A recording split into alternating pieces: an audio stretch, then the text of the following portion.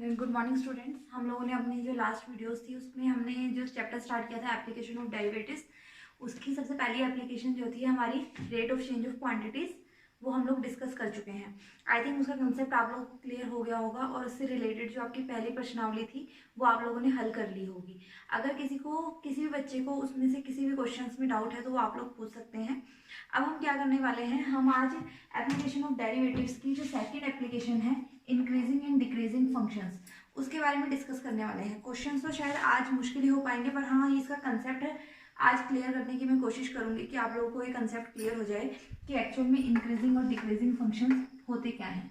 ठीक है, तो हम स्टार्ट करते हैं हमारा आज का टॉपिक। तो बेटा increasing and decreasing function Hindi में आप पढ़ेंगे इसको वर्धमान और ह्रासमान फलन। ठीक है, सबसे पहले बात समझते हैं कि ये है कि इंक्रीजिंग और डिक्रीजिंग फंक्शंस होते क्या हैं। जब हम इसकी यहाँ पे बात कर रहे हैं तो देखिए, तो सबसे पहला एग्जाम्पल जो मैं ले रही हूँ वो एक रैखिक फलन का एग्जाम्पल ले रही हूँ। मान लीजिए मैंने लिया y is equal to x plus 3। अभी डेफिनेशन पे हम नहीं जा रहे हैं। ठीक है, दो फंक्शंस की बात कर रही हूँ, दोनों का ग्राफ हम डिस्कस करेंगे, फिर बताएंगे कि क्या एक्चुअल में होता है इंक्रीजिंग एंड डिक्रीजिंग फंक्शन। देखिए, एक इक्वेशन मैंने ली y is equal to x plus 3 और एक मैंने ली y is equal to minus x plus 3। ठीक है, अगर मैं आपको कहूँ कि इनका ग्राफ बनाइए, तो अगर किसी बच्चे ने 11th क्लास में आप लोगों ने स्ट्रेट लाइन अच्छे से पढ़ा होगा तो आपको पता होगा कि ये हमारी स्लोप इंटरसेप्ट फॉर्म बन रही है। इसको हम ये लिख सकते हैं y is equal to m x plus सी।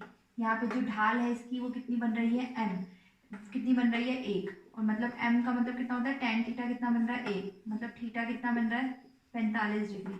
ठीक है, मतलब इसकी जो भी हमारा ग्राफ बनेगा वो क्या बनेगा कि हमारा positive direction of x axis के साथ 45 डिग्री का वो कोण बना रहा होगा। ठीक है, तो ये 45 डिग्री का एंगल हमने बना दिया और साथ में वो क्या कर रहा होगा, वाई एक्सिस पे जो है ये हमारे पास कितना इंटरसेप्ट काट रहा होगा, 3। ठीक है, तो ये हमारे पास क्या बन गया, एफ एक्स, और एक्स हमारा क्या चल रहा है, इस डायरेक्शन में।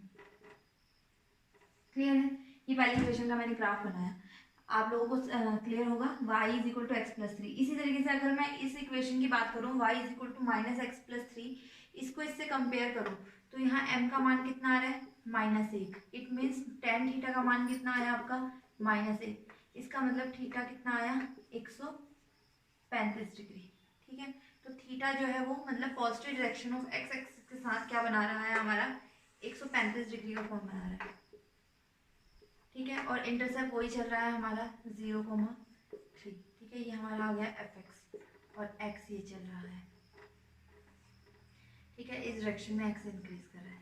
ठीक है, अभी दो जो मैंने फंक्शंस की बात की है, मैंने कहा था हम यहाँ दो फंक्शन से ही डेफिनेशन करने की कोशिश करेंगे कि वर्तमान फलन होता क्या है और ह्रासमान फलन होता क्या है।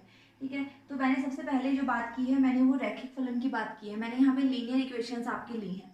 अब अगर हम ध्यान से देखें कि पहली इक्वेशन में अगर मैं देखूं, पहले वाला जो हमारा एग्जांपल है इस वाले में अगर मैं x को इंक्रीज कर रही हूँ तो मेरा एफ एक्स भी इंक्रीज कर रहा है, मीन्स x के इंक्रीज होने पे एफ एक्स भी बढ़ रहा है। अगर हम x को बढ़ा रहे हैं तो एफ एक्स का मान भी क्या आ रहा है, बढ़ रहा है, पॉजिटिव आ रहा है। ठीक है, तो ये हमारे पास क्या हो गया, कैसा फलन हो गया, वर्धमान फलन। इस तरीके के फलन को ही हम वर्धमान फलन कहते हैं एक्चुअल में, कि अगर हमारा x इंक्रीज हो रहा है उसके इंक्रीज होने पे एफ एक्स भी इंक्रीज हो रहा है, फंक्शन भी इंक्रीज हो रहा है, तो वो वर्धमान फलन हो जाएगा। ठीक है, पर जब हम बात करते हैं इस क्वेश्चन की तो यहाँ पे x के इंक्रीज होने पे हमारा एफ एक्स का मान क्या हो रहा है, डिक्रीज हो रहा है। ठीक है, तो मतलब x को हम बढ़ा रहे हैं पर जो फंक्शन का मान आ रहा है वो हमारा कम आ रहा है। तो इस तरह के जो फलन होते हैं इनको हम क्या कहते हैं, ह्रासमान फलन कहते हैं। ठीक है, ये एक बेसिक डेफिनेशन थी, सिंपली बस ये समझाने के लिए था आपको कि इंक्रीजिंग और डिक्रीजिंग का मतलब क्या है। अभी हम फंक्शन पे नहीं जाते, इंक्रीजिंग और डिक्रीजिंग। तो इसको मैंने सबसे पहले सिंपली बात ले ली, एक मैंने क्या किए हैं, लीनियर इक्वेशंस ली हैं दो, उनके ग्राफ ड्रॉ किए हैं, आपको बताया है कि x के इंक्रीज होने पे एफ एक्स इंक्रीज हो रहा है, सो ये वर्धमान है, x के इंक्रीज होने पे एफ एक्स डिक्रीज हो रहा है तो ये ह्रासमान है। ठीक है, ये सिंपल सी बात है। अब ये बात तो मैंने सिर्फ किस पे की, लीनियर इक्वेशंस पे की। अगर मैं किसी और फंक्शन की बात करूं, हमारे पास अब फंक्शन तो हमेशा लीनियर नहीं मिलेगा ना हमें, किसी और फंक्शन की बात करूं तो कैसे होगा।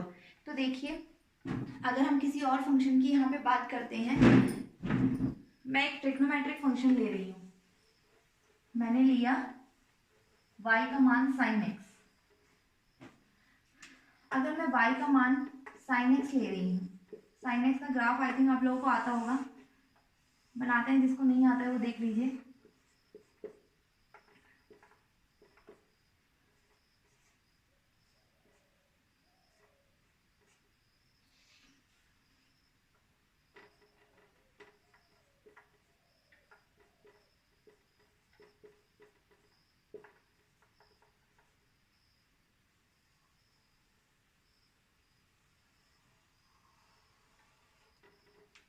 ये साइन एक्स का ग्राफ बनता है, पता होगा आपको, एक्स साइन 0 पे 0 मान होता है, 90 पे 1 होता है, ठीक है, पाई पे फिर 1 0 होता है, 3π/2 पे -1 होता है। तो इस तरीके से ग्राफ बन गया, ठीक है। अब अगर हम इसमें चेक करना चाहें कि कहाँ पे इंक्रीजिंग हो रहा है, कहाँ पे डिक्रीजिंग हो रहा है, तो आप एक पर्टिकुलर नहीं कह सकते। जैसे पिछला जो फंक्शन था उसमें क्या था, पूरे के पूरे केस में क्या चल रहा था, एक्स इंक्रीज हो रहा है तो पूरा एफ एक्स इंक्रीज हो रहा है, तो हमने कह दिया कि हमारा पूरा फंक्शन कैसे चल रहा है, वर्धमान चल रहा है। और अगले वाले में भी एक्स के इंक्रीज होने पे एफ एक्स क्या हो रहा था, डिक्रीज हो रहा था। तो हमने सीधा कह दिया कि वो जो फलन बन रहा है हमारा क्या बन रहा है, ह्रासमान फलन बन रहा है। पर अगर हम इसके ग्राफ को ध्यान से देखें तो हम क्या कहेंगे कि 0 से π/2 पे, 0 से π/2 इंटरवल की अगर मैं बात कर रही हूँ तो इस पे फलन हमारा इंक्रीजिंग फंक्शन है, मतलब एक्स इंक्रीज हो रहा है तो एफ एक्स भी क्या हो रहा है, इंक्रीज हो रहा है। पर जब हम π/2 से लेके 3π/2 की बात करते हैं तो हमारा क्या हो रहा है, एक्स के इंक्रीज होने पे एफ एक्स क्या हो रहा है, डिक्रीज हो रहा है ना, तो ह्रासमान फलन।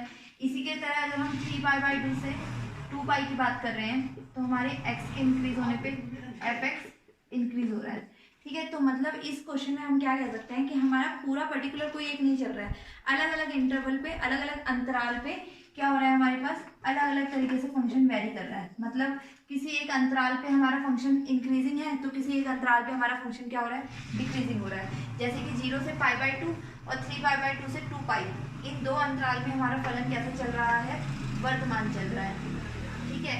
और बीच में जो बन रहा है हमारा फंक्शन π/2 से 3π/2, इसमें हमारा फलन कैसा चल रहा है, ह्रासमान फलन चल रहा है, ठीक है। तो अब बात ऐसी आती है कि जनरली इस केस में हम डेफिनेशन को भी क्या कर देते हैं, एक अंतराल पे लिमिट कर देते हैं। अभी तक हमने क्या कहा, अब हम यहाँ पे जब भी इंक्रीजिंग और डिक्रीजिंग फंक्शंस की बात करेंगे हम क्या बात करेंगे, एक पर्टिकुलर इंटरवल की बात करेंगे, एक अंतराल की बात करेंगे। और उस अंतराल पे हम चेक करेंगे कि अगर x के इंक्रीज होने पे हमारा फंक्शन इंक्रीज हो रहा है तो वो वर्धमान फलन है, और अगर हमारा x के डिक्रीज होने पे फंक्शन डिक्रीज हो रहा है तो वो हमारा ह्रासमान फलन है, ठीक है। इस तरीके से ये चीज हमारी हो जाती है। अब एक चीज और समझने वाली है, यहाँ पे जो क्वेश्चंस आते हैं आपके, दो तरह के क्वेश्चन जनरली आते हैं। एक तो ये आता है कि फाइंड आउट, हमें वो अंतराल निकालना है जिसपे हमारा फलन वर्धमान बन रहा है या ह्रासमान बन रहा है, ठीक है। और एक ये होता था कि हमें क्या निकालना है, फंक्शन का मान निकालना है जिसपे फलन हमारा क्या बन रहा है, इंक्रीजिंग और डिक्रीजिंग बन रहा है, ठीक है। तो इस तरह के क्वेश्चन हमें यहाँ डिस्कस करने हैं। सबसे पहली बात, इंक्रीजिंग और डिक्रीजिंग फंक्शन की डेफिनेशन आई थिंक क्लियर हो गई होगी कि क्या है। अगर किसी एक अंतराल पे, ठीक है, आई इंटरवल पे हमारे पास क्या हो रहा है, एक्स के इंक्रीज होने पे एफ एक्स इंक्रीज हो रहा है तो वो इंक्रीजिंग फलन है, एक्स के डिक्रीज होने पे हमारे पास एफ एक्स डिक्रीज हो रहा है तो वो क्या हो जाएगा, हमारा डिक्रीजिंग फंक्शन हो गया, ठीक है। उस अंतराल की हम बात करते थे। अब हम यहाँ पे चेक कैसे करेंगे, एक चीज और इस क्वेश्चंस में देखने वाली है। जैसे अगर हम बात कर रहे हैं 0 से π/2, मैंने बोला कि यहाँ से यहाँ तक फंक्शन मेरा वर्धमान चल रहा है। इस पार्ट में अगर मैं इसकी स्लोप की बात करूं, स्लोप मतलब m, मतलब ढाल की बात करूं, या f'(x) की बात करूं तो हमेशा पॉजिटिव आता है। f'(x) का मतलब dy/dx, वो हमेशा क्या आता है, पॉजिटिव। आप चेक करके दे सकते हैं। इसी तरह जब भी आपका डिक्रीजिंग फंक्शन चल रहा है, आप उसकी जब स्लोप की बात करेंगे तो वो हमेशा वहां पे m का मान क्या आएगा, नेगेटिव। मीन्स f'(x) हमेशा क्या आएगा, लेस देन 0, मतलब dy/dx का मान क्या आएगा हमारा, लेस देन 0।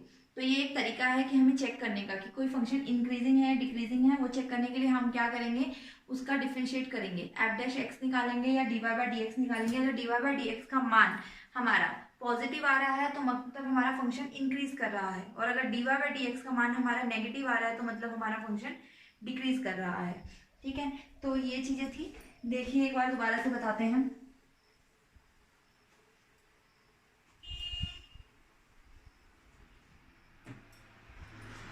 ये तो बेसिक डेफिनेशन थी। अगर मैं बात करूं कि मैं बोल रही हूँ वर्तमान फलन,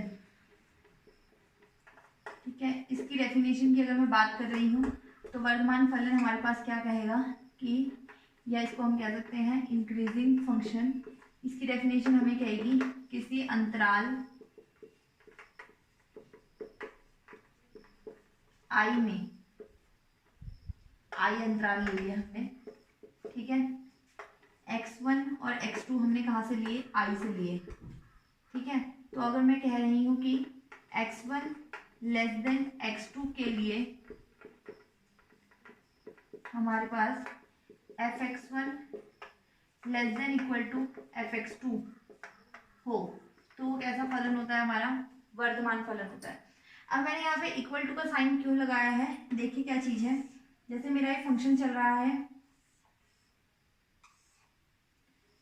ये एक वर्तमान फलन है, देखो यहाँ से यहाँ तक इसकी जो स्लोप है एफ डैश एक्स का मान यहाँ पे क्या आ रहा होगा, पॉजिटिव।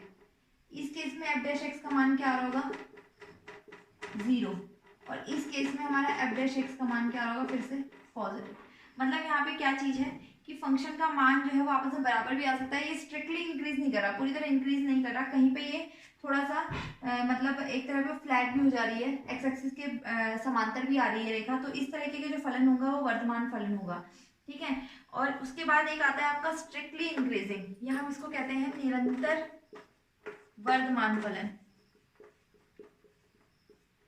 जब हम निरंतर वर्तमान फलन की बात करेंगे तो उस केस में हमारे क्या होगा, x1 लेस देन x2 के लिए क्या होगा हमारे पास, fx1 लेस देन fx2। तो यहाँ स्ट्रिक्टली आ जाएगा, इक्वल टू का साइन नहीं आएगा। इस तरीके का फलन को तुम ऐसे दिखा सकते हो, ठीक है। ये जो फलन चल रहा है हमारा, ये कैसा होगा हमारा, निरंतर वर्तमान फलन या स्ट्रिक्टली इंक्रीजिंग फंक्शन, ठीक है। तो ये हमारे पास इसकी डेफिनेशन हो जाएगी इंक्रीजिंग फंक्शन की और स्ट्रिक्टली इंक्रीजिंग फंक्शन की, या वर्तमान फलन और निरंतर वर्तमान फलन क्या होते हैं। इसी तरीके से हमारे पास होंगे नेक्स्ट ह्रासमान फलन और निरंतर ह्रासमान फलन। हम अगर बात करते हैं ह्रासमान फलन की, तो उसमें भी हम किसी इंटरवल आई की बात करेंगे, x1 और x2 आई में से आ रहे होंगे, ठीक है। तो यहाँ पे क्या चल रहा होगा, x1 लेस देन x2 के लिए fx1 greater than equal to fx2, inequality उल्टी हो जाएगी, ठीक है। तो इस तरीके के जो फलन होंगे हमारे पास वो क्या चल रहे होंगे, ये फलन जो होगा हमारे पास क्या होगा, ह्रासमान फलन। इसी तरीके से जब हम निरंतर ह्रासमान फलन की बात करेंगे तो वहां पे क्या हो जाएगा, स्ट्रिक्टली हो जाएगा, तो वहां पे इक्वल टू का साइन नहीं आएगा, ठीक है। तो जनरली जो मैंने बोला कि यही है कि x के इंक्रीज होने पर अगर एफ एक्स इंक्रीज हो रहा है, पर यहाँ बात किसी अंतराल की कर रहे हैं, तो उस अंतराल में हमारा जो फलन है वो क्या होगा, इंक्रीजिंग। और अगर x के इंक्रीज होने से मतलब वैल्यू इंक्रीज हो रही है पर फंक्शन का मान घट रहा है, तो वो क्या हो जाएगा, ह्रासमान फलन हो जाएगा। अच्छा, और एक चीज और, ये चीज ध्यान रखना, इसमें अगर हमें चेक करना हो एफ डैश एक्स अगर ग्रेटर देन जीरो है, इसका मतलब हमारा फलन क्या है, वर्तमान है, ये चेक करने के लिए है, ठीक है। और अगर मैं बात करूं F dash x less than 0 है, तो हमारा फलन कैसा बनेगा, ह्रासमान बनेगा। और अगर हम बात करें कि एफ डैश एक्स हमारा 0 के इक्वल आ जाए, तो हमारा फलन कैसा होगा, अचर। अचर मतलब कोई कांस्टेंट टर्म के लिए हमारा जो ये ग्राफ है वो क्या बनेगा, एक्स एक्सिस के पैरेलल बनेगा, तो हमारे पास क्या बन जाएगा, ये 0 बन जाएगा। तो आज के लिए बस इतना ही करते हैं, कल इससे रिलेटेड क्वेश्चंस हम करेंगे। आई थिंक इंक्रीजिंग और डिक्रीजिंग फंक्शंस का कंसेप्ट आप लोगों को क्लियर हो गया होगा।